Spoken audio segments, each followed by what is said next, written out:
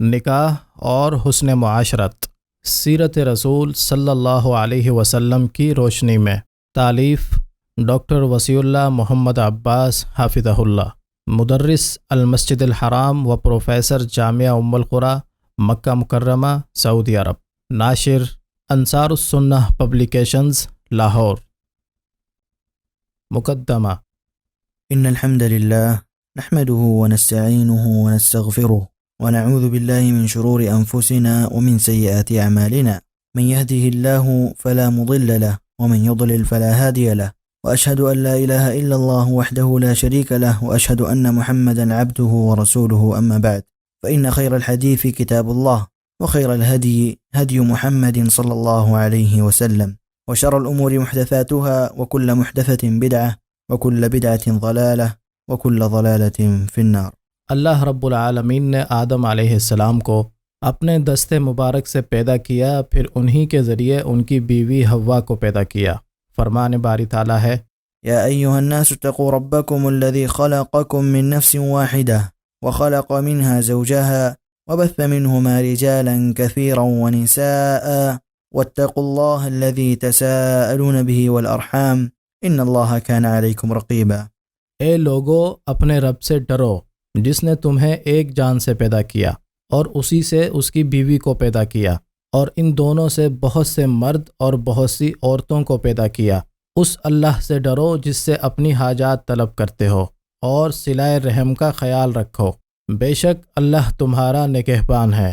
ابو ہریرہ رضی اللہ عنہ سے روایت ہے کہ نبی کریم صلی اللہ علیہ وسلم نے فرمایا، عورتوں کے متعلق میری وصیت لے لو، کیونکہ عورت پسلی سے پیدا کی گئی ہے، پسلیوں میں سب سے اوپر کی پسلی سب سے زیادہ ٹیڑھی ہوتی ہے، اگر تم اسے سیدھی کرنے کی کوشش کرو گے تو توڑ دو گے، اور اگر ٹیڑھی رہتے ہوئے بھی اس سے فائدہ اٹھا سکتے ہو تو اسی حالت میں چھوڑ دو۔ اس آیت اور حدیث میں مرد اور عورت کے ایک جان ہونے کی نصیحت ہے، کیونکہ انسانیت کی اصل ایک جان اور ایک باپ ہے۔ اسی کو یاد دلا کر اللہ رب العزت نے فرمایا کہ اے لوگو، اپنے اس رب سے ڈرو جس نے تمہیں ایک جان سے پیدا کیا، تاکہ ایک دوسرے سے رحمت و شفقت کا سلوک کریں۔ نبی کریم صلی اللہ علیہ وسلم نے بھی مضر کے وفد کی حالت زار کو دیکھ کر اس آیت کریمہ کو پڑھ کر خطبہ دیا تھا اور لوگوں کو ان کی مدد کی ترغیب دی تھی۔ جریر بن عبداللہ الجبلی رضی اللہ عنہ کہتے ہیں، كنا عند رسول الله صلى الله عليه وسلم في صدر النهار فجاء قوم حفاة عراة مجتاب النمار أو العباء متقلد السيوف عامتهم من مضر بل كلهم من مضر، فتمعر وجه رسول الله صلى الله عليه وسلم لما رأى بهم من الفاقة فدخل، ثم خرج فأمر بلالا فأذن وأقام فصلى، ثم خطب فقال يا أيها الناس اتقوا ربكم الذي خلقكم من نفس واحدة إلى آخر الآية إن الله كان عليكم رقيبا، والآية التي في الحشر اتقوا الله ولتنظر نفس ما قدمت لغد واتقوا الله۔ جریر بن عبداللہ الجبلی رضی اللہ عنہ کہتے ہیں کہ ہم دن کے شروع اوقات میں نبی کریم صلی اللہ علیہ وسلم کے پاس تھے۔ اس وقت مضر قبیلے کے کچھ لوگ آئے جو اون کی چادروں سے جسم ڈھانکے تھے، تلواروں کو لٹکائے ہوئے۔ ان کی حالت زار کو دیکھ کر نبی کریم صلی اللہ علیہ وسلم کا چہرہ مبارک بدل گیا، کیونکہ ان کے اوپر فقر و فاقہ کے آثار نمایاں تھے۔ آپ اپنے حجرے میں داخل ہوئے، پھر نکلے اور بلال رضی اللہ عنہ کو کہا۔ انہوں نے اذان دی، اقامت کہی، اور آپ صلی اللہ علیہ وسلم نے صلاۃ پڑھائی۔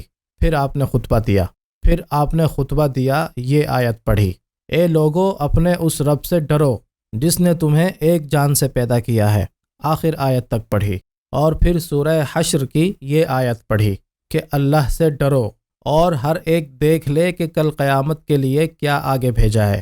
پھر آپ نے صدقہ و خیرات کی ترغیب دی کہ کوئی 1 دینار صدقہ کرے، 1 درہم، 1 کپڑے اور 1 سا گیہوں اور کھجور کا صدقہ کرے، یہاں تک فرمایا کہ کوئی آدھی کھجور ہی کا صدقہ کرے، تو سب نے حسب استطاعت لا کر دیا۔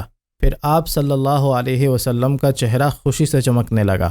اس انسان کی افزائش نسل کے لیے اللہ تعالیٰ نے عورت اور مرد کے لیے نکاح کو مشروع فرمایا، بلکہ فطری طور پر ہر ایک کو دوسرے کے لیے مجبور کر دیا، کیونکہ دونوں کے اندر ایک ایسی خواہش رکھتی ہے جس کی بنا پر دونوں ایک دوسرے سے بے نیاز نہیں ہو سکتے۔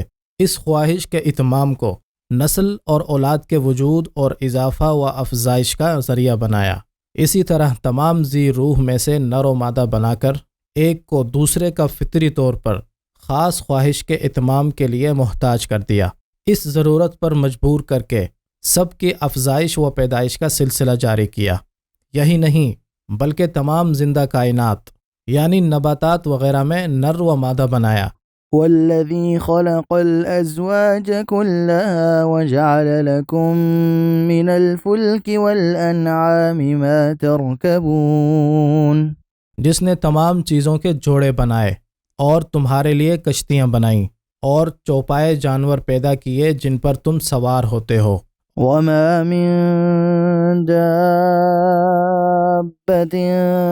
في الأرض ولا طائر يطير بجناحيه إلا أمثالكم ما فرطنا في الكتاب من شيء ثم إلى ربهم يحشرون۔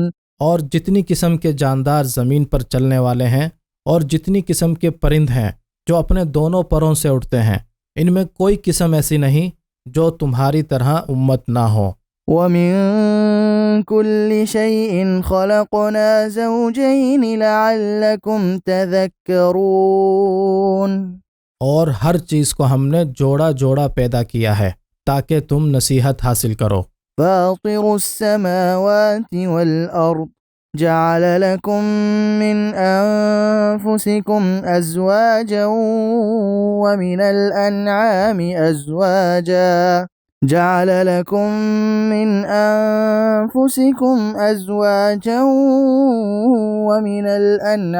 أزواجا يذرأكم فيه ليس كمثله شيء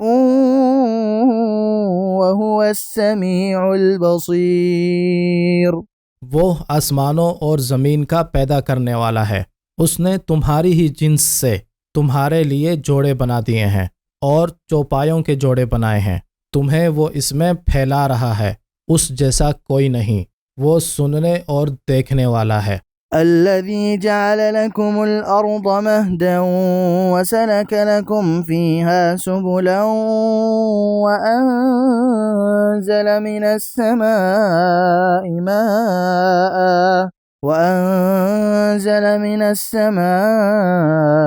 ماء فأخرجنا به أزواجا من نبات شتى۔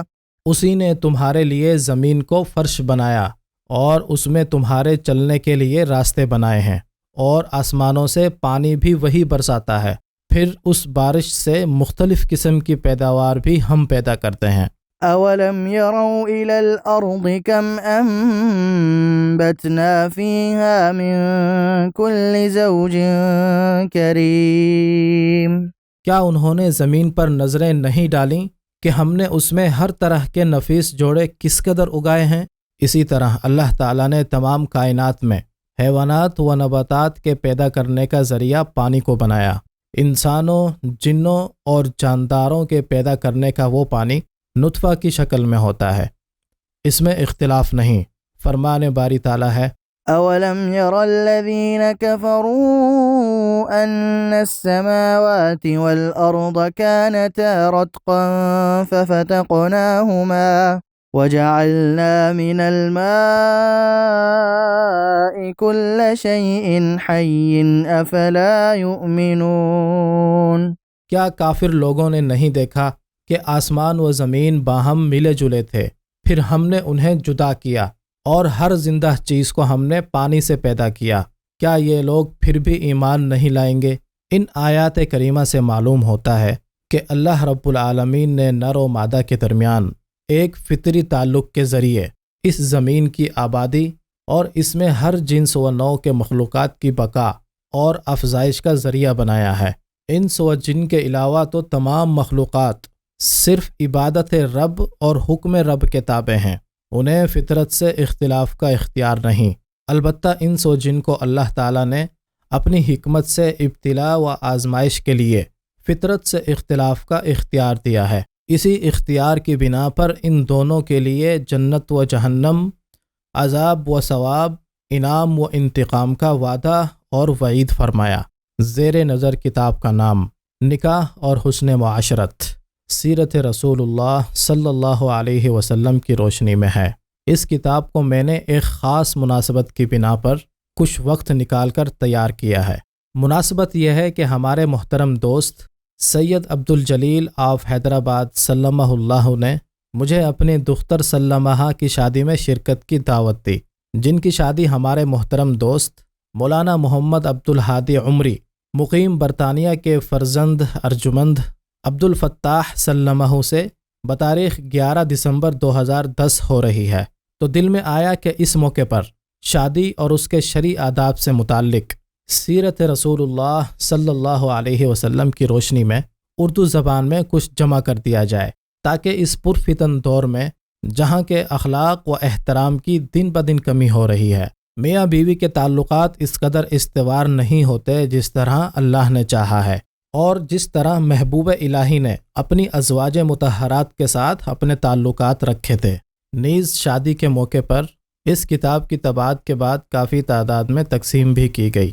ہمارے نوجوان ازدواجی زندگی میں تلخی و ترشی سے دور رہ کر سیرت رسول کی روشنی میں ایک مسلمان گھر آباد کریں، جس کے سائے میں صالح اور رحم و کرم میں پلی ہوئی رحم و کرم کی عادی اولاد پیدا ہوں، اور بڑے ہو کر اس دنیا میں امن و امان قائم کریں۔